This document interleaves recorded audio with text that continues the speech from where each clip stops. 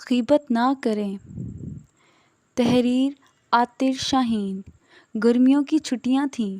زاہد، کلیم، جاوید اور اظہر نے پکنک منانے کا پروگرام بنایا۔ پہلے یہ طے پایا کہ چاروں 50-50 روپے اکٹھے کریں گے اور پکنک پر جاتے ہوئے راستے میں سے کچھ کھانے پینے کی چیزیں لے لیں گے، لیکن کلیم نے اس منصوبے کی مخالفت کی۔ اس نے کہا، دوستوں، کھانے کی بازاری چیزیں غیر معیاری ہوتی ہیں اور پھر مہنگی بھی ہیں، اس لیے بہتر ہے کہ ہم چاروں اپنے اپنے گھروں سے اپنی اپنی پسند کی چیزیں پکوا کے لے آئیں اور وہاں کٹھے بیٹھ کر کھائیں گے۔ اس طرح ایک تو معیاری اور صاف ستھری چیزیں کھانے کو ملیں گی اور دوسرے بچت بھی ہو جائے گی۔ کلیم کی یہ تجویز سب کو پسند آئی۔ اب بات آ گئی کہ کون کیا لائے گا۔ جاوید نے کہا، میں آم لے کر آؤں گا۔ زاہد نے کہا، وہ روٹیاں لائے گا۔ اظہر نے پلاؤ پکوا کر لانے کا وعدہ کیا، جبکہ کلیم نے حامی بھری کہ وہ مرغ پکوا کر لائے گا۔ پھر یہ طے پایا کہ کل صبح 9 بجے سب اپنے اپنے حصے کی چیزیں لے کر قریبی بس اسٹاپ پر پہنچ جائیں گے اور وہاں سے اکٹھے پکنک پوائنٹ پر بذریعہ بس روانہ ہو جائیں گے۔ سب نے پکنک کی خوشی میں رات بے قراری سے کاٹی۔ صبح ہوئی تو نماز پڑھنے کے فوراً بعد اظہر نے اپنی امی سے پلاؤ پکانے کی فرمائش کی اور انہیں پکنک پروگرام سے آگاہ کیا۔ تھوڑی دیر بعد ٹیلی فون کی گھنٹی بجی۔ اظہر نے فون اٹھایا تو دوسری جانب زاہد بول رہا تھا۔ اس نے خوشخبری سنائی کہ وہ اپنی امی سے دیسی گھی کے پراٹھے پکوا رہا ہے۔ دیسی گھی کے پراٹھوں کا نام سن کر اظہر کے منہ میں پانی بھر آیا۔ آہا، مرغ کے ساتھ پراٹھے کھانے میں کتنا مزہ آئے گا۔ اظہر نے زاہد کو وقت پر بس اسٹاپ پر پہنچنے کی ہدایت کی اور فون بند کر دیا۔ 8 بجنے والے تھے۔ اظہر بالکل تیار تھا اور سوچ رہا تھا کہ ابھی کلیم کا فون آئے گا کہ وہ اپنی امی سے مرغ پکوا رہا ہے، لیکن 8:30 بج گئے۔ کلیم کا فون ابھی تک نہیں آیا۔ اظہر نے اپنی امی کو چھوٹی پتیلی میں پلاؤ ڈالنے کو کہا، خود کلیم کو فون کرنے لگا۔ جوں ہی فون کی گھنٹی بجی تو دوسری طرف سے کلیم نے خود ہی فون اٹھایا۔ کلیم، کیا تم تیار ہو؟ اظہر نے اس کی طرف تیاری کے بارے میں پوچھا۔ مرغ پکوا لیا ہے؟ میں ابھی تمہیں فون کرنے والا تھا۔ یار، مجھے افسوس ہے کہ میں آج آپ کے ساتھ نہیں جا سکتا، اس لیے کچھ بھی نہیں کیا، کلیم نے معذرت خواہانہ انداز میں کہا۔ کیوں؟ اظہر حیران ہوا۔ کراچی سے کل رات سے میری خالہ آ گئی ہیں، مجھے ان کے ساتھ ماموں کے گھر جانا ہے۔ کلیم نے انکار کی وضاحت کی۔ اچھا پھر خدا حافظ۔ اظہر نے غصے میں ٹیلی فون پٹخ دیا۔ وہ سوچنے لگا کہ سالن کے بغیر کھانے کا مزہ خاک آئے گا، لہٰذا اب بازاری سالن پر ہی گزارا کرنا پڑے گا۔ ٹھیک 9 بجے اظہر، زاہد اور جاوید تینوں دوست بس اسٹاپ پر موجود تھے۔ جاوید نے آموں کی ٹوکری اٹھا رکھی تھی۔ اظہر آپس گرم گرم خوشبودار پلاؤ کی دیگچی تھی اور زاہد کپڑے میں بندھے دیسی گھی کے پراٹھے اٹھائے ہوئے تھے۔ اظہر نے اپنے دوستوں کو کلیم کے نہ آنے کے بارے میں بھی بتا دیا تھا۔ بس اسٹاپ پر کھڑے ہوئے دوسرے تمام لوگوں کی نظریں ان پر جمی ہوئی تھیں، کیونکہ آموں، پلاؤ اور پراٹھوں کی خوشبو نے ماحول کو معطر بنا رکھا تھا۔ تھوڑی دیر بعد بس آ گئی تو وہ تینوں بس میں سوار ہو گئے۔ ٹھیک 1 گھنٹہ کے بعد وہ ایک جھیل کے کنارے چھوٹے سے باغیچے میں موجود تھے۔ وہاں اور لوگ بھی اپنے بچوں سمیت آئے ہوئے تھے۔ انہوں نے اپنا سامان باغیچے کے بوڑھے مالی کے حوالے کیا اور خود جھیل کی سیر کو نکل آئے۔ موسم بڑا خوشگوار تھا۔ وہ بہت خوش تھے مگر کلیم کی کمی بری طرح محسوس کر رہے تھے۔ اظہر رہ کر مرغ کا سالن نہ ہونے کی وجہ سے کلیم کو کوس رہا تھا۔ تینوں دوست جھیل کے کنارے کھیلتے کھیلتے دور نکل گئے۔ اب دوپہر ہو گئی تھی، سب کو بھوک لگی تو زاہد نے کہا، دوستوں، سب سے پہلے کہ ہم بھوک سے نڈھال ہو کر یہاں گر پڑیں، بہتر یہی ہے کہ ہم واپس چلے جائیں۔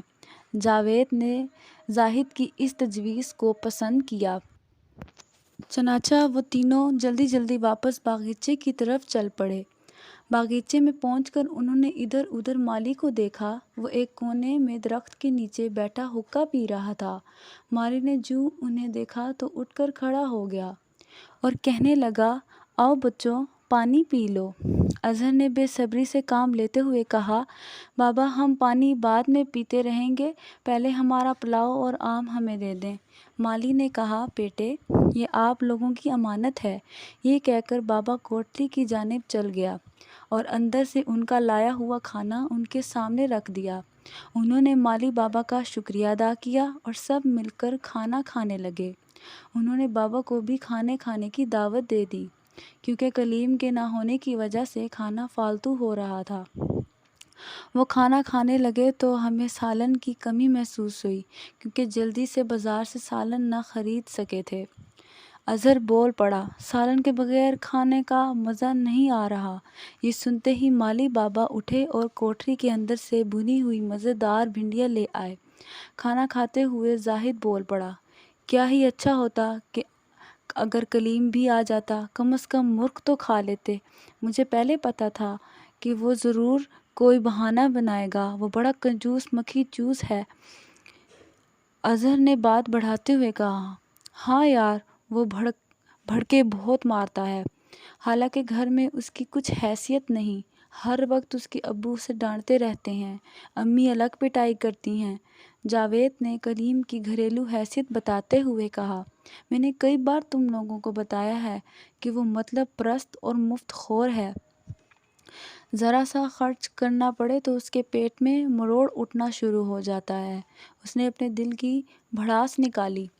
بچوں، کیا آپ لوگوں کو گوشت بہت پسند ہے؟ مالی بابا نے ان کی باتیں سنتے ہوئے کہا، مالی بابا، گوشت تو سب کو پسند ہوتا ہے۔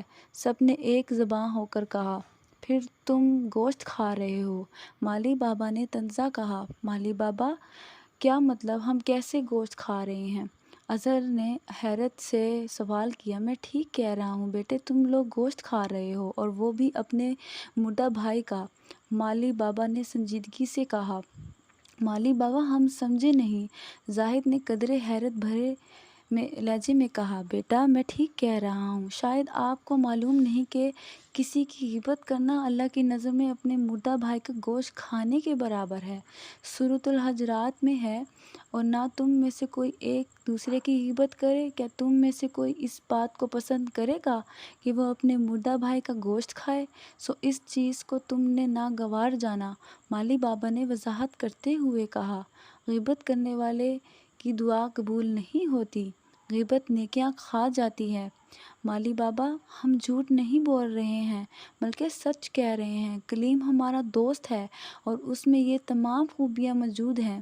اظہر نے اپنی صفائی پیش کرتے ہوئے کہا، بیٹا یہی تو غیبت ہے، ہر وہ بات غیبت کہلاتی ہے جو بطور خامی یا عیب کسی شخص میں موجود ہو اور وہ اس کی غیر موجودگی میں بیان کی جائے۔ مثال کے طور پر، اگر آپ کا کوئی دوست لنگڑا ہے تو ظاہر ہے کہ آپ اس کے منہ پر تو اسے لنگڑا نہیں کہہ سکتے، لیکن اس کی غیر موجودگی میں آپس میں باتیں کرتے ہوئے آپ یہ کہیں گے کہ لنگڑے نے فلاں بات کی ہے، تو غیبت ہے۔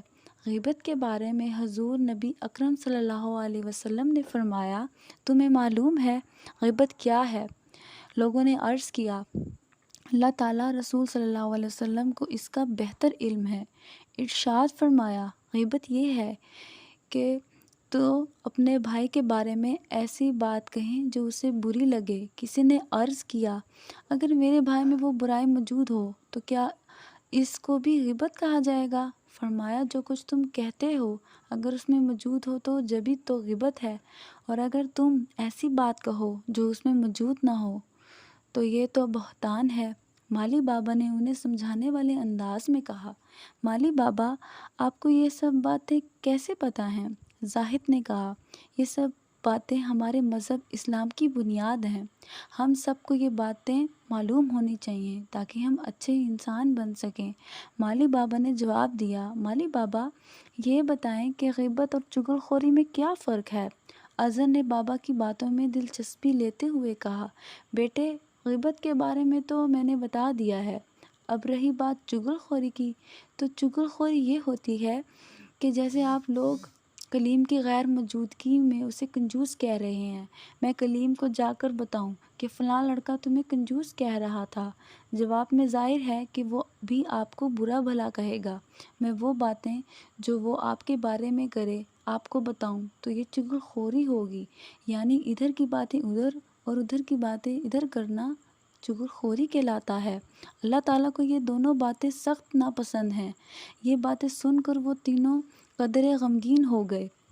مالی بابا نے انہیں خاموش اور اداس دیکھا تو کہا، بچوں فکر نہ کرو، اللہ تعالیٰ بڑے بڑے گناہوں کو معاف کر دیتا ہے، بشرطیکہ سچے دل سے معافی مانگنی چاہیے۔ تم تینوں جا کر کلیم سے بھی اپنی باتوں کی معافی مانگ لینا۔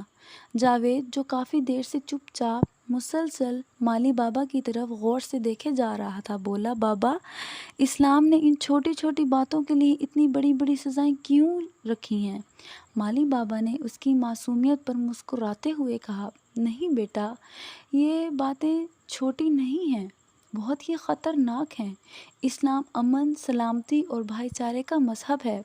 چغل خوری سے آپس میں لڑائی جھگڑا اور نفرت پیدا ہو جاتی ہے، آدمی ایک دوسرے کے دشمن بن جاتے ہیں، جبکہ غیبت سے ایک مسلمان بھائی کے عیب دوسروں کے سامنے ظاہر ہوتے ہیں۔ اللہ تعالیٰ پردہ پوشی کو پسند فرماتا ہے کیونکہ وہ خود ستار العیوب یعنی عیبوں کو ڈھانپنے والا ہے، جو کہ غیبت اور چغل خوری اسلام کے ضابطہ حیات کے لیے نقصان دہ ہے۔ اس لیے اللہ تعالیٰ نے ان کے خطرناک انجام سے ہم کو ڈرایا ہے تاکہ ہم لوگ نصیحت حاصل کریں، لیکن کتنے افسوس کی بات ہے کہ ہم پھر بھی ان کی پرواہ نہیں کرتے۔ یہی وجہ ہے کہ ہمارے معاشرے میں آئے دن لڑائی جھگڑے اور فساد برپا رہتے ہیں۔ دوستوں واپس گھر چلتے ہیں، بابا جی کی باتیں سن کر پکنک منانے کا دل نہیں کر رہا۔ جاوید نے پہلو بدلتے ہوئے کہا، بیٹے میں جانتا ہوں کہ تم میری باتوں سے کچھ ناراض لگتے ہو، لیکن یہ سب باتیں بتانا میرا فرض بنتا ہے۔ بابا نے جاوید سے مخاطب ہوتے ہوئے کہا، نہیں بابا جی ایسی کوئی بات نہیں، میں آپ کی پیاری پیاری باتیں بڑے غور سے سنتا رہا ہوں، اور سچی بات یہ ہے کہ جتنا مزہ آپ کی باتیں سن کر آیا ہے اتنا مزہ یقیناً مرغا کھا کر نہ آتا۔ جاوید نے جواب دیتے ہوئے کہا، بابا بڑے پیارے بچے ہیں، اللہ آپ سب کو سلامت رکھے، آپ اب گھر جائیں، آپ کے والدین آپ کا انتظار کر رہے ہوں گے، میری بات یاد رکھیے گا، آپ کلیم سے اس کی غیبت کرنے پر معافی مانگیں گے اور یہ عہد کریں گے کہ آئندہ آپ خدا اور اس کے رسول کے صلی اللہ علیہ وسلم کے بتائے ہوئے راستے پر چلیں گے۔ بابا کا کہنا تھا کہ سب اٹھ کر کھڑے ہوں اور سب نے مل کر بابا جی کو الوداع